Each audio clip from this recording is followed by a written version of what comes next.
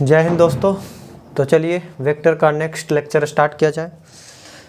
हमने पिछले क्लास में देखा था कि दो वेक्टर का मैग्नीट्यूड सेम रखते हुए सिर्फ एंगल में वेरिएशन कराएं तो रिजल्ट किस तरीके से वेरी करेगा, और वो कुछ कंडीशन हमने देखा था केस वाइज 1 जिसमें थीटा हमने 0 डिग्री रखा और केस नंबर 2 जिसमें थीटा 180 रखा। अभी हम यहाँ पे 90 डिग्री एक बचा हुआ है, 90 डिग्री रख लेते हैं। आप बहुत सारा ऐसा एंगल ले सकते हैं, लेकिन हम जनरली 3 का हम दिखा रहे हैं। तो इससे ये प्रूफ होगा कि थीटा वेरी करने से भी हमारा रिजल्ट है जो अलग आ सकता है ना। जब दो वेक्टर को हमें सम करना है तो थीटा हम यानी दो वेक्टर के बीच का डायरेक्शन अगर हम चेंज करें तो उसका रिजल्ट में काफ़ी अंतर हमको देखने को मिल रहा था, और होता भी है ऐसा क्योंकि वेक्टर है। वेक्टर में मैग्नीट्यूड तो वेरी करेंगे तो रिजल्ट अलग आएगा ही, और अगर यहाँ पे डायरेक्शन भी वेरी करेंगे तो भी रिजल्ट हमारा समथिंग एल्स ही आएगा। तो ठीक है, हमने 2 के लिए देखा था, अभी हम एक 19 के लिए देख लेते हैं। केस नंबर 3, और यहाँ पे 2 वेक्टर्स लेंगे ए और बी। प्रीवियस लेक्चर आप देखिए, और दोनों के बीच जो एंगल है वो 90 डिग्री का। तो हमें वेक्टर को जोड़ना है, तो हमें ए प्लस बी करना है, ए प्लस बी करना है, और ये रिजल्ट आर निकालना है। देखिए केस वाइज जो स्टडी कर रहे हैं, इससे जो फार्मूला ड्राइव हुआ होगा वो इसी कंडीशन के लिए वैलिड होगा, ठीक ना। और बाकी जनरल हमारा जो फार्मूला या वेक्टर को जोड़ने के लिए वो मैग्नीट्यूड चेंज करे, डायरेक्शन चेंज करे, सभी के लिए वैलिड है। 90 डिग्री पे रहे, 180 डिग्री पे एंगल बनाए, सारा के लिए वो वैलिड है। तो आप ये कंडीशनल फार्मूला को तभी यूज करेंगे जब ये पर्टिकुलर कंडीशन अवेलेबल हो, otherwise you can use general formula. Okay, तो यहाँ से हम अगर डायग्रामेटिकली रिप्रेजेंट करें तो बी का टेल आएगा ए के हेड पे, तो रिजल्ट जो हमारा देगा यही हमारा रिजल्ट होगा। सॉरी, ये हमारा रिजल्ट हो गया है ना। तो अब इस रिजल्ट को हम जो हमारा जनरल फार्मूला है उसी से तो ड्राइव करना है, और यहाँ से जो हमारा आर हो गया वो हो जाएगा A square plus B square plus 2ab cos 19। A और बी हमारा फिक्स है, ए का मैग्नीट्यूड ए, अभी का बी हमने माना है। तो यहाँ से ए स्क्वायर प्लस बी स्क्वायर ये 0 हो जाएगा, क्योंकि 90 डिग्री 0 होता है cos 19, तो ये टर्म्स 0 हो गया, तो हमारा यही बच गया। यानी जो हमारा आर आया वाया रूट अंडर ए स्क्वायर प्लस बी स्क्वायर। अब इसका डायरेक्शन भी हमें बताना पड़ेगा, है ना। अगर ये ए से अल्फ़ा बनाया और बी से बीटा, तो किसी एक एंगल को आप निकाल सकते हैं अल्फ़ा या बीटा में से। तो हम tan बीटा कर लेते हैं, यानी अल्फ़ा निकाल लेते हैं, यानी ए से एंगल हम रिजल्ट का निकालते हैं। तो यहाँ से हम जानते हैं ए से निकाल रहे हैं तो b sine theta divided by A plus B cos theta होगा, है ना। तो यहाँ से हमारा हो गया b sine 19 divided by A plus B cos 19, है ना। तो यहाँ से हमारा जो हो गया साइन 19 हमारा 1, है ना। तो ऊपर b बच गया और नीचे cos 19 0, तो ये टर्म्स हमारा 0 हो जाएगा। तो नीचे हमारा a बच गया, यानी tan अल्फ़ा जो हमारा आ गया वो आया b बाई ए। तो यहाँ से हम अल्फ़ा कह सकते हैं tan इनवर्स b/a। तो जिससे एंगल निकालना होगा वो नीचे रहेगा, देख सकते हैं। और ये कंडीशन 90 डिग्री के लिए ही वैलिड है, ठीक। तो रिजल्ट जो हमारा आ गया, R जो आ गया, हम कहेंगे मैग्नीट्यूड हो गया a² प्लस b²। और डायरेक्शन कहेगा तो फिलहाल यहाँ क्लॉकवाइज है अल्फ़ा डिग्री, तो हम कहेंगे alpha degree clock, sorry anti clock है ना, उल्टा, एंटी क्लॉक वाइज फ्रॉम ए से एंटी क्लॉक वाइज। तो आर का हमारा डायरेक्शन ये पता हो गया है ना, और मैग्नीट्यूड हमारा ये होगा। तो केस नंबर 3 के लिए हमारा ये हो गया। आप और भी केस बना सकते हैं। एक 120 डिग्री के लिए कोई फार्मूला जनरेट कर सकता है, तो वो पर्टिकुलर उसी एंगल के लिए वो वैलिड होगा, ऐसा नहीं कि हम सभी के लिए उसको वैलिड मानेंगे, ठीक है। तो यही हमारा हो गया। वेरिएशन अगर हम एंगल में भी करेंगे तो हमारा जो रिजल्ट है वो देख सकते हैं कि काफ़ी डिफ़र कर रहा है। हमने मैग्नीट्यूड तीनों केस में ए और बी ही लिया, और फिर भी हमारा रिजल्ट का जो मैग्नीट्यूड है अलग ही आया, और डायरेक्शन भी अलग ही आया, सब डिफ़र किया है ना। तो वेक्टर को आप सिंपल वे में नहीं जोड़ सकते हैं। हाँ, वेक्टर को सिंपल वे में तभी जोड़ सकते हैं जब दो वेक्टर सेम डायरेक्शन में हो, है ना। तो वहाँ देखिए थे दोनों का सिंपली मैग्नीट्यूड जुट गया था, और डायरेक्शन जो है ए या बी, चूँकि दोनों का सेम ही होता है तो किसी का हम डायरेक्शन लिख सकते हैं। तो वो कंडीशनल हो गया है ना। और हम कंडीशन पर इतना नहीं चलेंगे, हमें तो जनरल फार्मूला देखना है। तो हमारे पास जो दो वेक्टर का, ये दो वेक्टर है, ये ए और ये बी है, और दोनों के बीच एंगल थीटा है, तो रिजल्ट इसके बीच में ही होंगे, ये तो कंफर्म है। आप ऐसे डायग्रामेटिकली सिंपली बना सकते हैं कि इसके बीच में होंगे। अगर एग्जैक्ट डायग्राम बनाना है तो बी को ए के हेड पे लाना होगा, तो हमारा आर एग्जैक्ट बनेगा किधर। हम फिलहाल हम करें कि रिजल्ट है जो इसके बीच में ही आएगा, है ना। तो ये रिजल्ट है जो ये दोनों के बीच के एंगल पे भी डिपेंड करेगा, ये दोनों का मैग्नीट्यूड अलग होंगे तो डिपेंड करेगा ही, ठीक है। अब एक इसमें क्वेश्चन कह सकते हैं कि अगर ए ग्रेटर देन, यानी मैग्नीट्यूड ऑफ ए है जो ग्रेटर देन बी है, तो ये अल्फ़ा है ए से और ये बीटा है, तो ये दोनों के एंगल में क्या रिलेशन होंगे वो देखना चाहे। तो हमने देखा था साइन के टर्म में अल्फ़ा निकला था, और वो हुआ था चूँकि ए से हम निकाल रहे हैं तो बी साइन थीटा और रिजल्ट, है ना। तो इसी प्रकार से साइन बीटा अगर हम निकाल लें तो चूँकि बी से निकाल रहे हैं तो A sine theta divided by R हो जाएंगे, है ना। तो यहाँ से अगर हम दोनों का रेशियो ले लें, sine alpha by sine beta, तो ये हो जाएगा B sine theta by R divided by A sine theta by R. R से आर कैंसिल हो जाएगा, साइन थीटा से साइन थीटा कैंसिल हो जाएगा, यानी sine alpha by sine beta जो हो गया बी बाई ए हो गया, है ना। तो हमारे पास जो रिजल्ट है, अगर बी हमारा बड़ा है ना, सॉरी ए बड़ा है, तो बी बाई ए जो हो जाएगा स्मॉलर देन 1 हो जाएगा, है ना।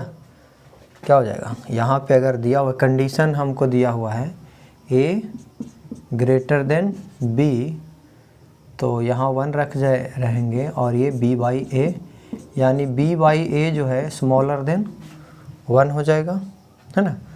तो यहाँ से हम ये भी ले सकते हैं बी बाई ए हमारा sign alpha by sine beta smaller than 1, और यहाँ से sine alpha smaller than sign beta हम लिख सकते हैं, है ना। अब देखिए हमारा जो एंगल होंगे ए और बी के जो बीच जो एंगल होंगे वो हमारा क्या होंगे 0 से 180, और 0 से 180 में साइन हमारा है पॉजिटिव होता है ना। तो इस चलते हम इसको ऐसे कर सकते हैं। और दूसरी बात कि ये हमारा एंगल है वो एंगल साइन के रिलेशन में इस तरीके से है, तो एंगल का भी रिलेशन इसी के तरीके से होगा, ठीक ना। इंक्रीजिंग फंक्शन है और ये एक रेंज होता है, तो ऐसा हम कह सकते हैं। देखिए अल्फ़ा बढ़ेगा तभी इसका वैल्यू बढ़ेगा, बीटा का पर ही इसका वैल्यू डिपेंड करेगा। तो अगर अल्फ़ा ज़्यादा जिसका होगा, सपोज करो ये साइन अल्फ़ा हमारा कम हो रहा है, तो ऑब्वियस है कि साइन बीटा ज़्यादा हो रहेगा। तो बीटा ज़्यादा होने पे ही साइन बीटा का वैल्यू ज़्यादा होंगे, तो हम इस तरीके से लिख सकते हैं, है ना। तो यहाँ पे हमारा क्या हुआ, जब ए बड़ा है तो बीटा हमारा बड़ा है ना। ऐसे भी दो फोर्स अगर फोर्स की बात करें दो वेक्टर की, तो जो दो फोर्स लगेगा तो पार्टिकल है जो जिधर स्ट्रॉन्ग फोर्स लग रहा होगा, यानी मैग्नीट्यूड जिधर ज़्यादा होगा उधर की ओर ही हमारा ऑब्जेक्ट मूव करता होगा। तो जो जितना ज़्यादा फोर्स लगाएगा उसकी ओर रिजल्ट है जो सटा हुआ ज़्यादा रहेगा, समझ गए। तो ऑब्वियस है कि एंगल उसका छोटा होगा। देखिए अगर ए का मैग्नीट्यूड ज़्यादा है तो ए से बनने वाला एंगल छोटा हो गया, अल्फ़ा छोटा हो गया बीटा से।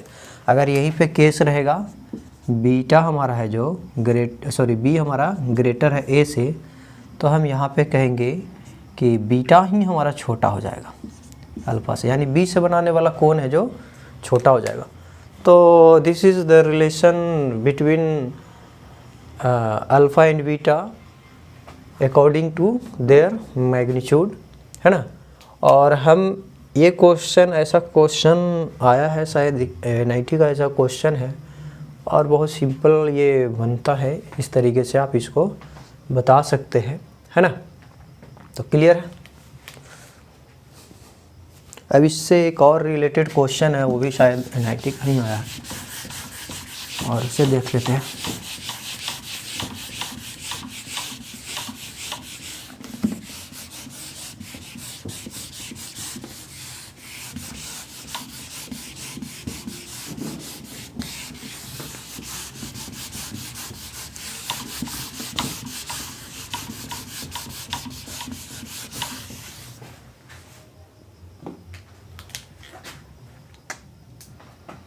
हमारे पास वेक्टर है, ये ए है और ये बी है, और दोनों के बीच का एंगल थीटा है।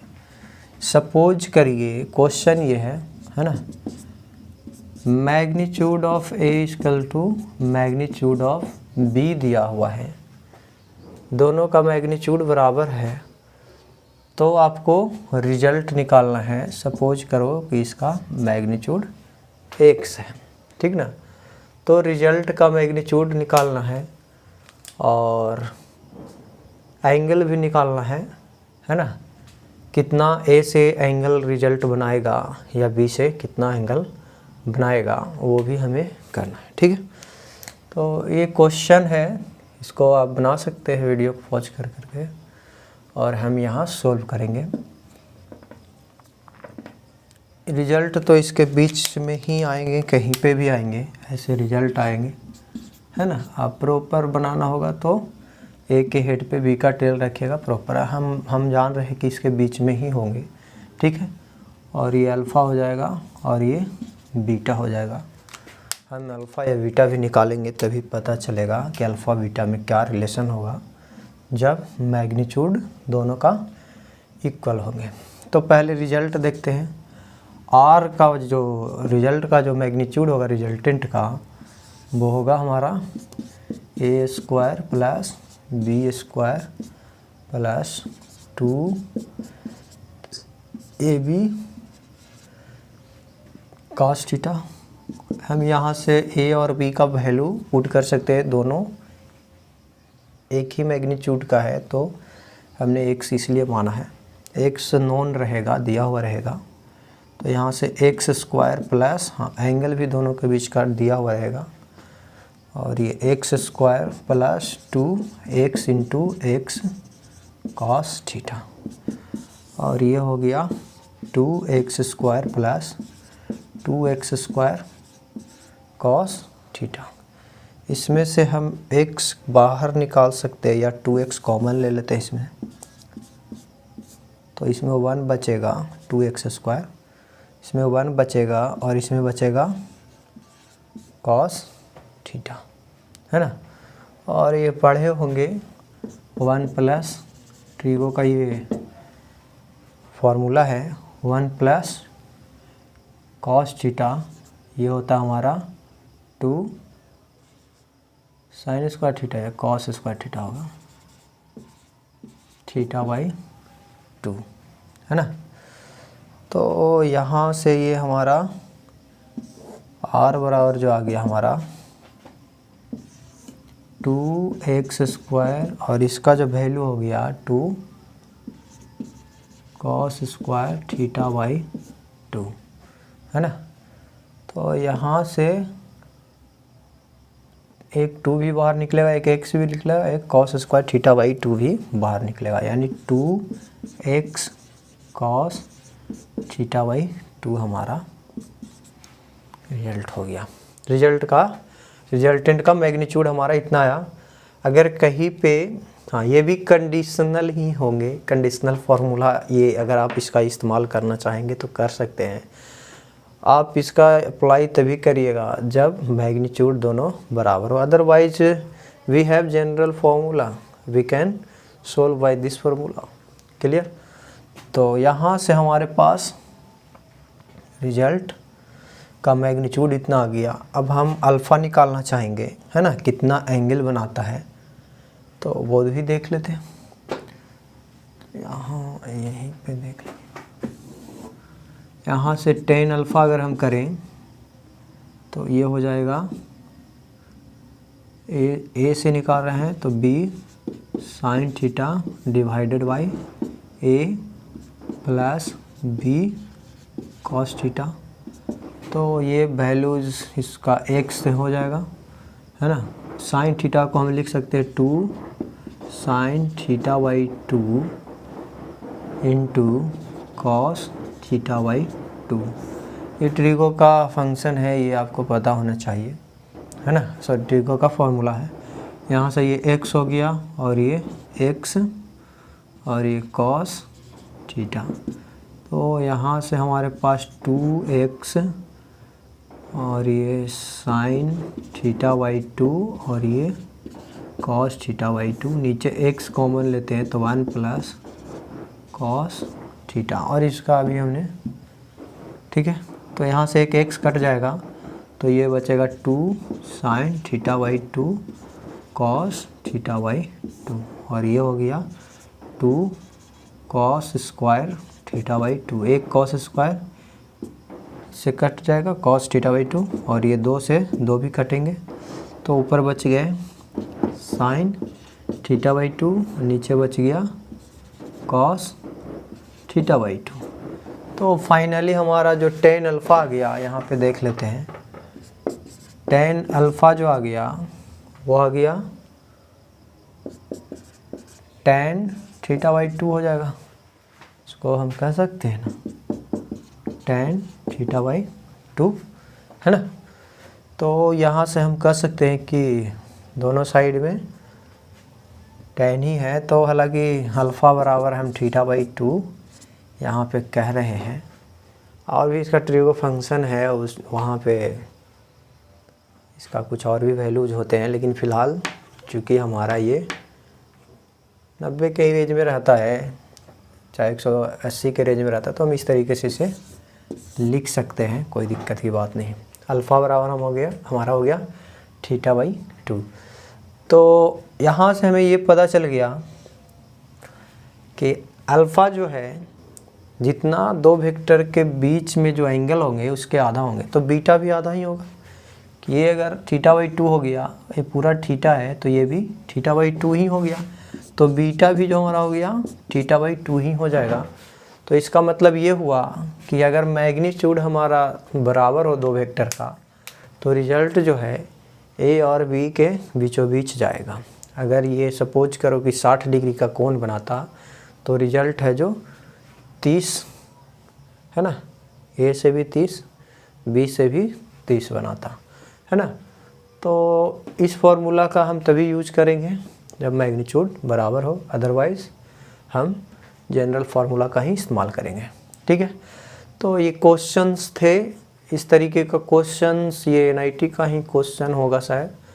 तो आप बनाइए, अगर कोई क्वेश्चन आपके पास होगा तो आप मेरे पास भी भेजिए। ठीक है, तो धन्यवाद, अब नेक्स्ट वीडियो में मिलते हैं।